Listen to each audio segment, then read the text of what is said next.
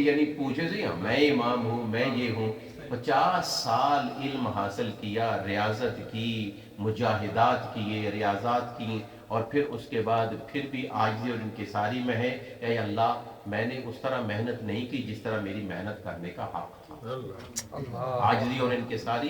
اب جس دور میں یہ پیدا ہوئے، ہمیشہ یاد رکھیں، آج کیونکہ اتنی تفصیل تو نہیں ہے، لیکن ہم چھوٹا سا یعنی ایک ایسا ہسٹری کا ایک سرکل تھوڑا سا کھینچتے ہیں کہ جتنا بڑا نبی ہوگا اس کے لیے اتنے ہی زیادہ حالات خراب ہوں گے، تو تب بڑا نبی آئے گا۔ اب حضور اکرم صلی اللہ علیہ وسلم پورے دنیا کے اندر جب تباہی مچ گئی، پوری دنیا میں کوئی رہنما، کوئی گائیڈر، کوئی لیڈر، کوئی نیکی کی طرف بلانے والا جب کوئی بھی نہ رہا، اور گمراہی اتنے عروج تک پہنچ گئی کہ اپنے ماں باپ کو منڈیوں میں جا کر سوداگروں کی طرح بیچنے لگے، اپنی بچیوں کے معاملات کے اندر اتنا آگے بڑھنے لگے کہ اپنی بچیوں کو زندہ دفنانے لگے، اور اپنی بہنوں کے ساتھ شادی کرنے لگے، نکاح کرنے لگے۔ جب اتنی تباہیاں عروج تک پہنچی، اور باپ کے مرنے کے بعد فادر کے پاس اوے ہونے کے بعد جس طرح اس کی پراپرٹی کو، اس کی نسل، اس کے چلڈرن، اس کی اولاد آپس میں ڈیوائیڈ کر لیتے تھے، اسی طرح اس کی 1 2 3 بیویاں ہوتی، تو جو بچہ جس کی اس کی بیوی پر یا اپنی ماں پر چادر ڈال دیتا، جو بھی چادر ڈال دیتا، جس کی چادر کے نیچے وہ آ جاتی تھی وہ اس کی بیوی بن جاتی تھی۔ یعنی اتنی بڑی تباہی اور بربادی کا دور جس وقت آیا، تو اللہ سبحانہ و تعالی نے سید الانبیاء کو بھیجا، پھر حضور آئے، اور اس گمراہی میں کہ ہر طرف برائی ہی برائی ہو اور ایک ہدایت کی طرف بلانے والا ہو، تو اسی لیے تو اللہ تعالیٰ نے ارشاد فرمایا وَوَجَدَكَ ضَالًّا فَهَدَىٰ، اس وقت پوری زمین پر میں نے تجھے اکیلا پایا، ایسا اکیلا پایا کہ تیرا کوئی اور سہارا نہیں تھا۔ ضال گمراہ کو بھی کہتے ہیں، لیکن ضال اس بڑے درخت کو کہتے ہیں کہ جو ڈیزرٹ میں، جو صحرا میں اکیلا ہو، اور جس وقت مسافر گزرنے والے اس درخت کو دیکھیں تو دوڑ کے اس درخت کے نیچے جا کر سہارا لے لیں۔ تو اے میری محبوب، اب پوری روئے زمین پر میں نے تجھے اپنی طرف بلانے کے لیے اکیلا پایا، تو میں نے دنیا والوں کو تیرا سہارا عطا کر دیا، تیرا سایہ عطا کر دیا، کہ کہتے ہیں لوگ کہ سایہ تیرے بدن کا سایہ نہ تھا، میں تو کہتا ہوں، ناز شریف کا شعر، میں تو کہتا ہوں کہ جہاں بھر پہ ہے سایہ، کہ ہم نے تیرے سائے کی طرف سب کو بلایا۔ تو اسی طرح ایک وقت ولایت کے اندر ایسا آیا کہ حضرت سیدنا امام حسین رضی اللہ تعالی عنہ کی شہادت کے بعد ایک جو فتنہ اٹھا، اور ایک جو تباہی اور بربادی اٹھی، اور بربادی کے اندر یعنی بادشاہت کے اندر بھی پھر تباہیاں اور بربادیاں شروع ہوئیں، اور یہ اتنی آگے بڑھنے لگی کہ مسلمان قرآن کو کہنے لگے، کوئی کہنے لگا یہ قرآن مخلوق ہے، کوئی کہنے لگا مخلوق نہیں، مسلمان کے ساتھ لڑنے لگے۔ یہ شیعہ سنی فساد اتنا عروج پہ پہنچ گیا، اور مسلمان اس بات پہ جھگڑنے لگے کہ حضرت عیسیٰ علیہ السلام کا جو سواری کے گدھے کا ذکر آتا ہے کہ آپ گدھے پر سواری کیا کرتے تھے، انبیاء کے طریقہ ہے، اس وقت کی سواری بھی یہی تھی، تو سواری کا تو اس کا رنگ کیا تھا، اس کا رنگ کیا تھا، سفید نسل کا تھا یا براؤن نسل کا تھا؟ تو اس میں مسلمانوں کے مناظرے ہونے لگے، اور مناظرے میں ایک دوسرے کو کافر کہہ کر قتل و قتال شروع ہو گیا۔ اور کسی جگہ مسلمانوں کی یہ حالت تھی کہ جو اصحاب کہف کے ساتھ کتا آ گیا تھا، اس کتے کی نسل کون سی تھی؟ وہ بلی تھا یا یعنی وہ بلٹر ہی تھا؟ وہ کس نسل کا تھا؟ وہ بڑے قد کا تھا یا چھوٹے قد کا تھا؟ سارے اپنی اپنی دلیلیں دینے لگے، اور دلیلوں پر ایک دوسرے کے مناظرے ہونے لگے، اور مسلمان مناظرہ کر رہے ہیں، وہ مناظرہ مجادلے میں، اور مجادلہ جو ہے ایک دوسرے کے قتل و قتال میں، سینکڑوں کی تعداد میں مسلمان کو قتل کر رہا ہے۔ گمراہی اتنی عروج تک پہنچ گئی، اور سیدنا حضرت جنید بغدادی رحمۃ اللہ علیہ شیخ عبد القادر جیلانی سے 150 سال پہلے گزرے ہیں۔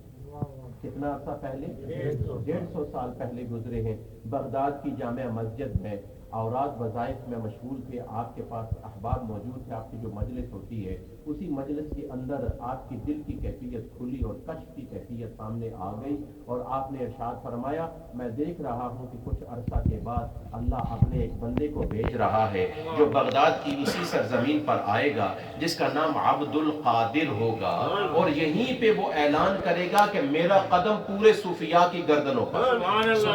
پورے ولیوں کی گردنوں پر ہے، اور تم میں سے اگر کوئی بھی ہو تو اس کا ساتھ دے دے۔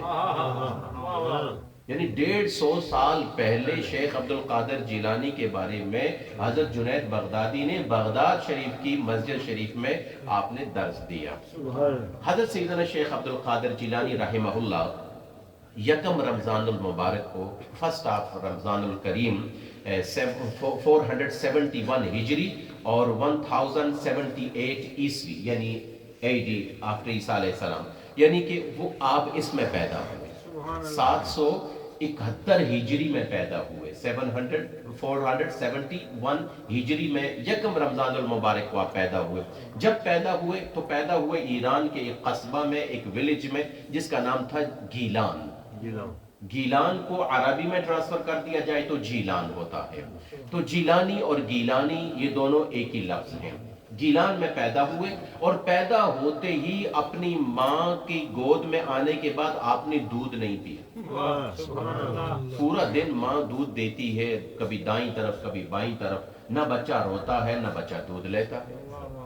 جب سارے اوپن کرنے لگے، روزے کی اوپننگ کا وقت آیا تو اس وقت سب نے روزہ کھولنا شروع کیا، تو حضرت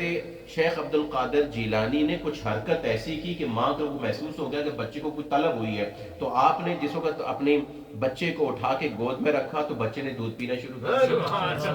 پوری رات یہ ایک دن گزرا، دوسرا دن گزرا، سیم سچویشن میں گزرا، تو پھر آپ کی والدہ نے اپنے جو گھر میں آنے جانے والے تھے ان سے بات کی، میرا بچہ عجیب ہے کہ اس کا جو ہے وہ دن کو دودھ نہیں پیتا، جب روزہ کھولتے ہیں یہ دودھ پیتا ہے، ساری رات پیتا ہے، سحری کے بعد یہ پیتا نہیں، ایک سے دوسرے گھر میں، دوسرے گھر سے تیسرے گھر میں، پورے گیلان میں، پورے علاقہ میں، پورے قصبہ میں یہ آپ کی اس بزرگی کا اعلان ہو گیا۔ اور اسی رمضان میں،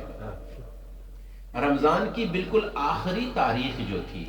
لاسٹ ڈے تھا، تو کلاؤڈلی ویدر ہو گیا، ویدر جو ہے کلاؤڈلی ہوا، تو ان دنوں میں تو آبزرویٹری تو تھی نہیں کہ یہ پہلے ہی بتا دیتی کہ چاند نکلے گا یا نہیں نکلے گا، یعنی ویزیبل ہوگا یا نہیں ہوگا، تو یہ تو یعنی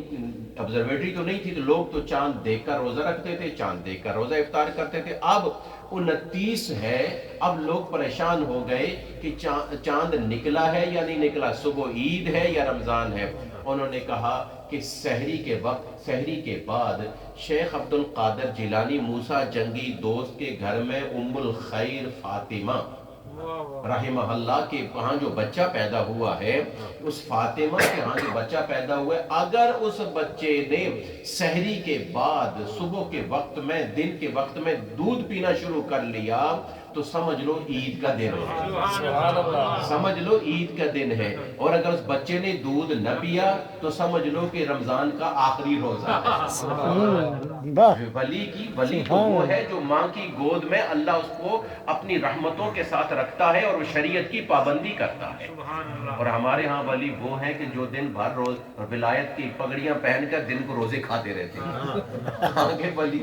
نماز نہ پڑھیں، روزے نہ رکھیں، لوگوں کے 11ویاں کھاتے رہیں، 12ویاں کھاتے رہیں، یہ سارے کے سارے ولی نہیں ہیں، ولی اللہ نہیں ہوتے یہ لوگ، یہ ولی الشیطان ہوتے ہیں، کیونکہ قرآن مجید میں اولیاء الشیطان اور اولیاء الرحمن دونوں کا ذکر موجود ہے۔ کوئی لوگ شیطان کی مشن کو امپرومنٹ کرتے ہیں، ان کو پروموٹ کرتے ہیں، اور کوئی رحمانی مشن کو آگے بڑھاتے ہیں۔ جو شخص ظاہری صورت میں اور شریعت کا پابند ہو کر شریعت کے احکام کو آگے پہنچاتا ہے وہ اللہ سبحانہ و تعالیٰ کا دوست ہوتا ہے، اور جو احکام الہی کی خلاف ورزی کرتا ہے وہ شیطان کا دوست کہلاتا ہے۔